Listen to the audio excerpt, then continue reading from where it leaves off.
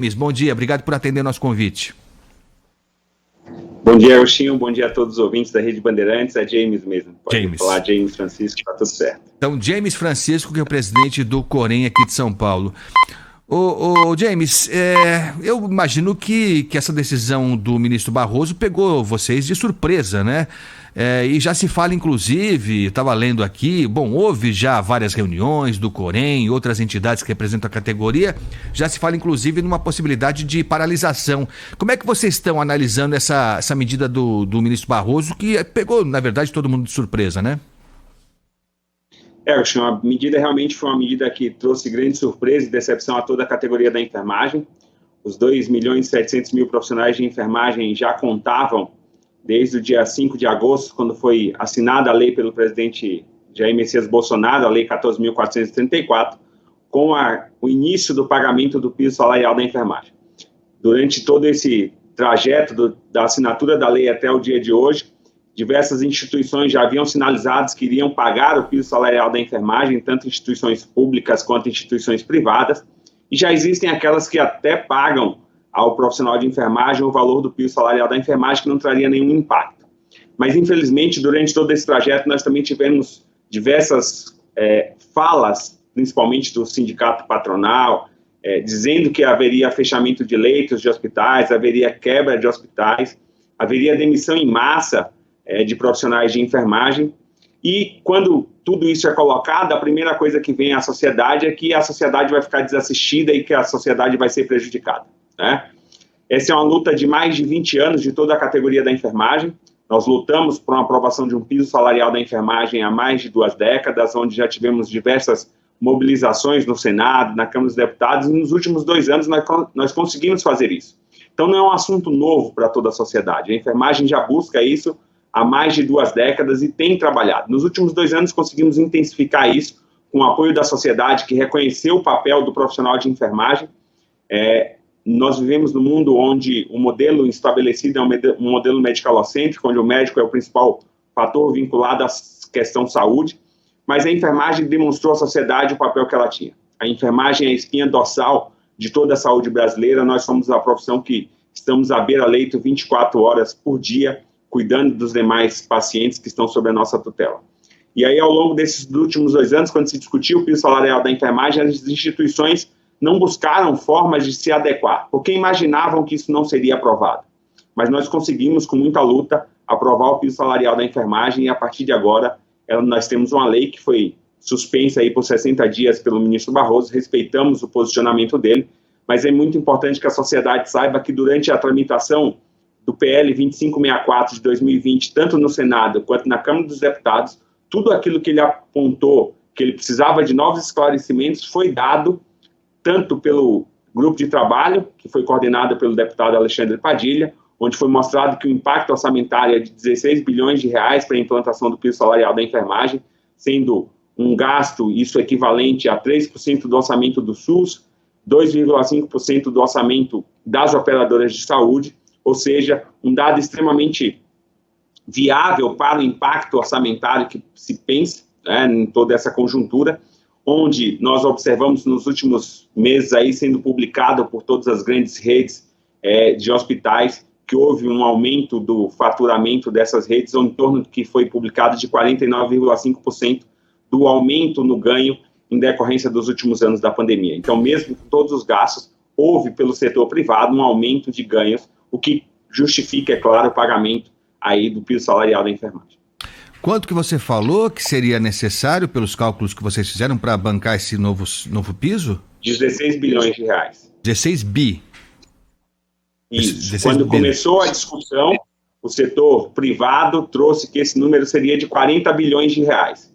Ao longo de toda a discussão, principalmente na Câmara dos Deputados, o deputado Alexandre Padilha, que coordenou o GT, que tratou do impacto financeiro da aprovação do piso salarial da enfermagem, ouviu as entidades de classe, Sistema COFEM-COREM, sindicatos, Fórum Nacional da Enfermagem, ouviu o sindicato patronal, ouviu as instituições privadas, ouviu o Ministério da Saúde, e lá foi demonstrado que o número não era de 40 bilhões, e sim de 16 bilhões de reais para a aprovação do piso salarial da enfermagem. Sim. Hoje, qual é o piso da enfermagem, hein, James? Hoje não existe. Hoje o piso aprovado em lei é R$ 4.750 para enfermeiros, 70% para técnicos de enfermagem e 50% para auxiliares e parteiras. Até a promulgação da Lei 14.434 não havia piso salarial na enfermagem. Para você ter ideia, existiam enfermeiros que ganhavam até R$ 1.200, auxiliares de enfermagem que ganhavam abaixo de um salário mínimo para cumprir uma jornada de trabalho que também não é estabelecida uma quantidade de horas, né? Lutamos, assim como o piso salarial da enfermagem, por aprovação de uma jornada de 30 horas há mais de 2 décadas, onde o projeto já foi aprovado no Senado, ele está parado, o projeto é o PL 2295 de 2000, está parado na Câmara dos Deputados e aguardando ser votado. Então, essa é uma outra questão muito importante. Hoje, o valor pago, não existe uma coerência em qual é a carga horária, porque o piso salarial aprovado não foi ligado a nenhuma carga horária para o profissional de enfermagem. Ô James, a gente passou por uma pandemia, né? Foram 2 anos e tanto, enfim, não está superada ainda a pandemia, mas, enfim, felizmente estamos numa outra fase, né? Coisa muito mais sob controle, a vacinação aos trancos e barrancos acabou seguindo em frente e estamos vivendo uma fase um pouco mais tranquila, digamos assim. Mas foi uma fase dura, né? Foi muito duro mesmo, a gente lembra dos enfermeiros, dos auxiliares técnicos, né? O esforço que foi feito, horas e mais horas trabalhadas, dias e mais dias, meses e mais meses, e as homenagens, o pessoal aplaudindo nas sacadas, aquela coisa toda. Eu queria que você falasse um pouco sobre esse período, porque para além do sofrimento em si, foram várias perdas, né? Muita gente morreu nesse período todo. E o que se esperava de fato é que agora viesse não uma compensação, porque não se fala em compensação quando a gente está tratando de vidas perdidas, não há nada que compense mesmo, mas algo que alentasse, que viesse como uma contribuição, uma retribuição do que foi esse período todo, né, James? Como muito bem colocado por você, Agostinho, nos últimos 2 anos de pandemia, principalmente no momento mais intenso da pandemia, a enfermagem foi a principal motivadora de todas as mudanças na saúde pública brasileira. Nós tivemos um período difícil de condução da saúde pública, onde nós tínhamos problemas com vacinas, com insumos, com mão de obra, e a enfermagem, em momento algum, ela se furtou ao direito de dizer que não iria para a linha de frente porque nós não tínhamos insumo, nós não tínhamos condução adequada da saúde brasileira. A enfermagem se colocou no fronte de batalha, combateu a todas as formas de gravidade que foi trazida à população brasileira, e por isso nós somos a classe dentro dos trabalhadores da saúde que mais houve óbitos dentro, né, de todas elas. Foram mais de 800 vidas que foram perdidas. A enfermagem se colocou sempre a cuidar daquele que necessitava e estar pronta para cuidar daquele que necessita da assistência de enfermagem. Nós temos trabalhado incessantemente. E como você muito bem disse, um piso salarial da enfermagem não é para ter nenhuma compensação financeira por perdas de vidas.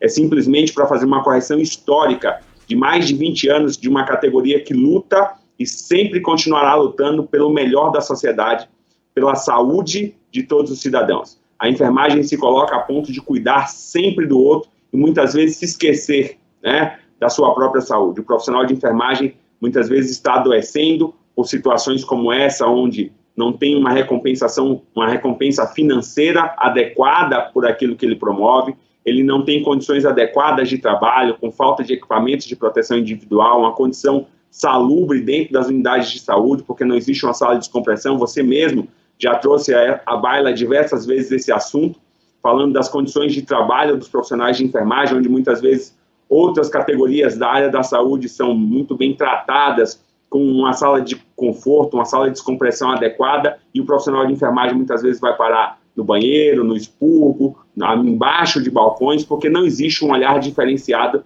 para este profissional. Então, o piso salarial da enfermagem é uma correção histórica, jamais será encarado como algo que possa estar vinculado a uma recompensa ao trabalhador por estar sempre na linha de frente durante a pandemia e ser a categoria que mais perdeu vidas ao longo desses últimos 2 anos.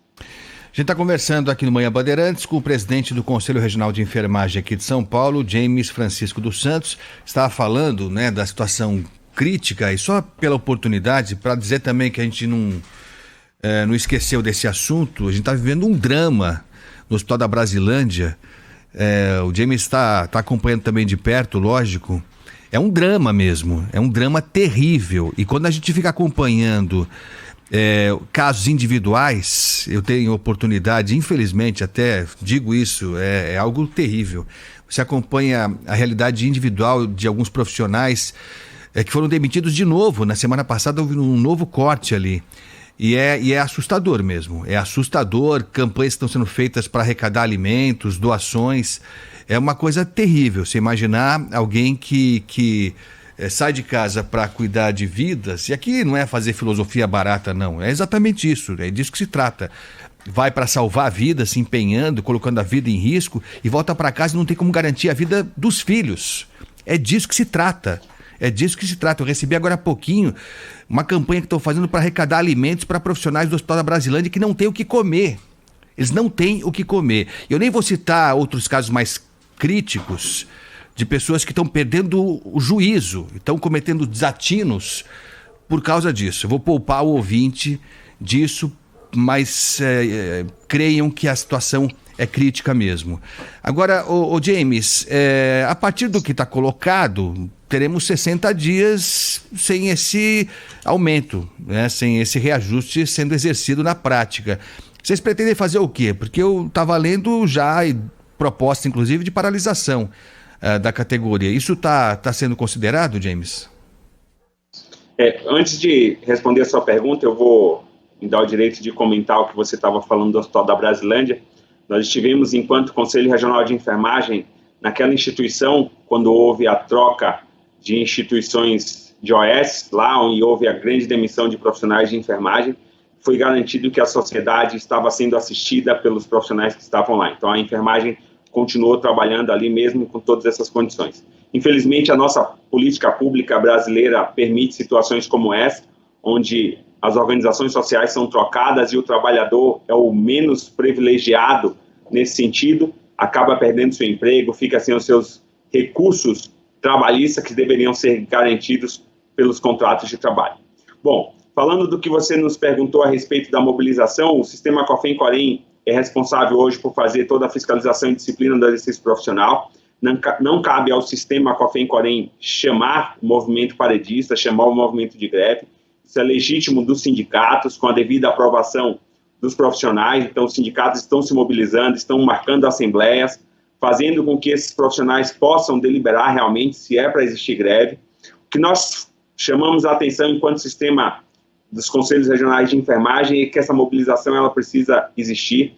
A enfermagem precisa estar unida para pressionar tanto o STF, para que essa pauta vá logo para o plenário e seja votada antes dos 60 dias, para que a sociedade possa continuar apoiando a enfermagem em todas as suas bandeiras, porque nós fazemos isso em contrapartida a dar uma boa assistência, a dar uma assistência de qualidade a todos. Então, vamos continuar trabalhando junto aos trabalhadores da enfermagem. Não cabe ao Conselho Regional de Enfermagem ou ao Conselho Federal de Enfermagem chamar o movimento de greve, mas nós estaremos para apoiar o trabalhador de enfermagem em todas as questões que se fazem necessárias. Mas essa proposta você tem acompanhado, ela está sendo considerada, né?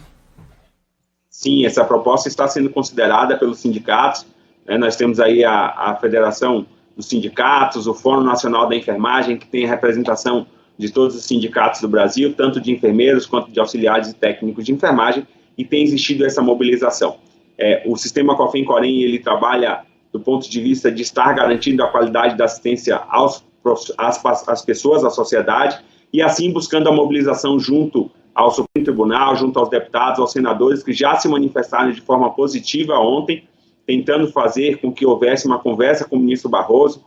O presidente do Senado, Rodrigo Pacheco, já se mobilizou para que na próxima terça-feira ele tenha uma conversa com o ministro Barroso, explique a necessidade de retirar essa medida de suspensão da Lei 14.434. O deputado Arthur Lira, também presidente da Casa dos Deputados, também já se manifestou. Ele respeita, já colocou que ele respeita a decisão do ministro Barroso, mas ele também não entende que essa seja a melhor solução e o trabalho agora é fazer essa mobilização conjunta para que tenhamos em todas as frentes a mais rápida vitória da categoria da enfermagem.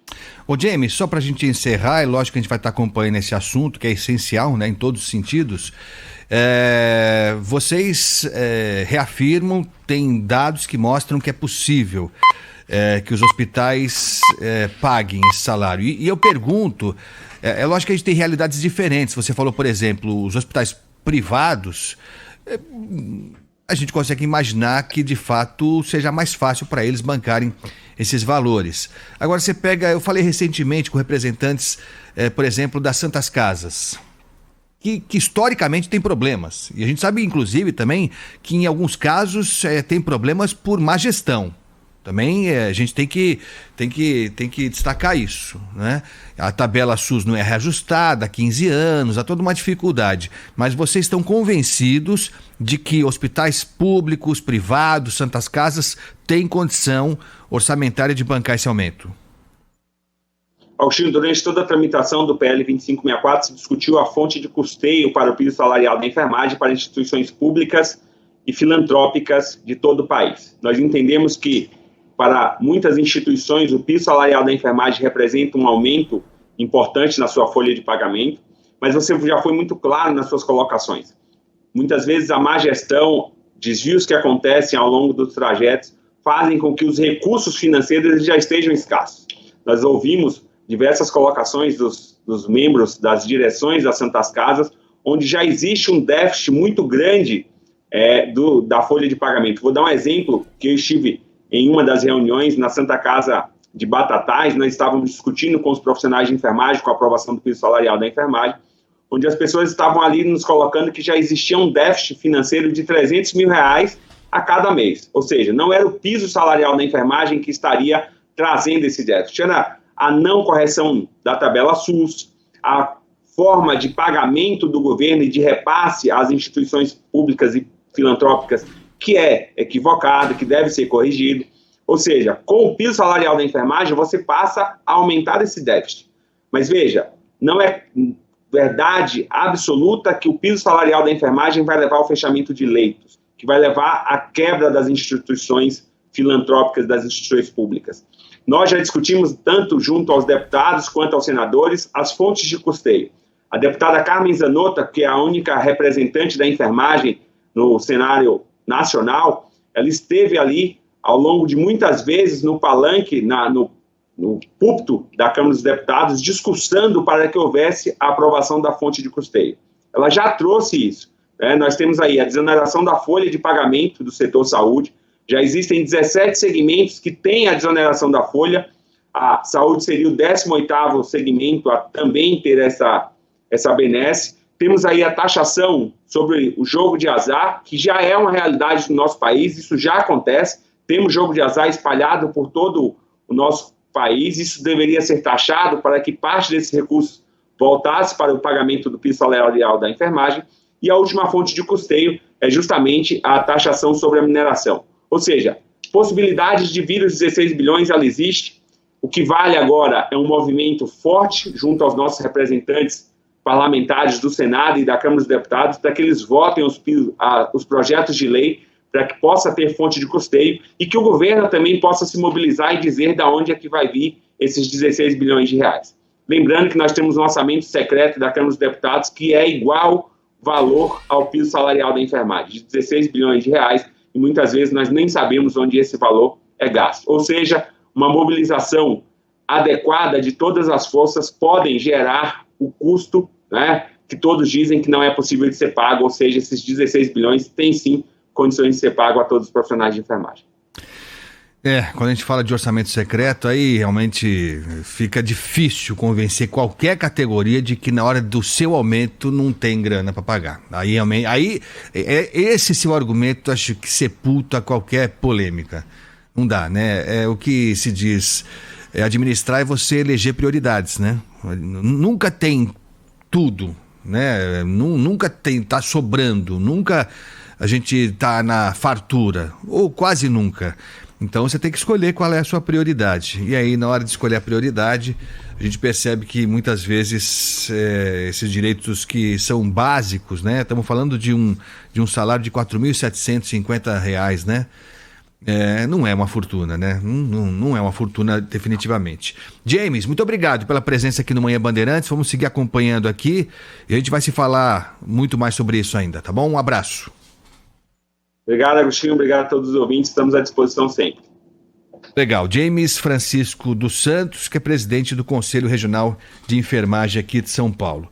16 bilhões é o cálculo que o setor da enfermagem, o Corém, fez dos recursos a mais necessários para cobrir esse aumento que deveria começar a valer hoje, dia 5, mas houve essa decisão do ministro Barroso suspendendo por pelo menos 60 dias. Toda essa discussão vai se estender por pelo menos 60 dias para se tentar definir como é que vai desatar isso. É uma lei, é lei isso aqui, é lei. Foi votado pela Câmara, pelo Senado, sancionado pelo presidente, mas agora o ministro Barroso pediu um prazo aí para decidir melhor.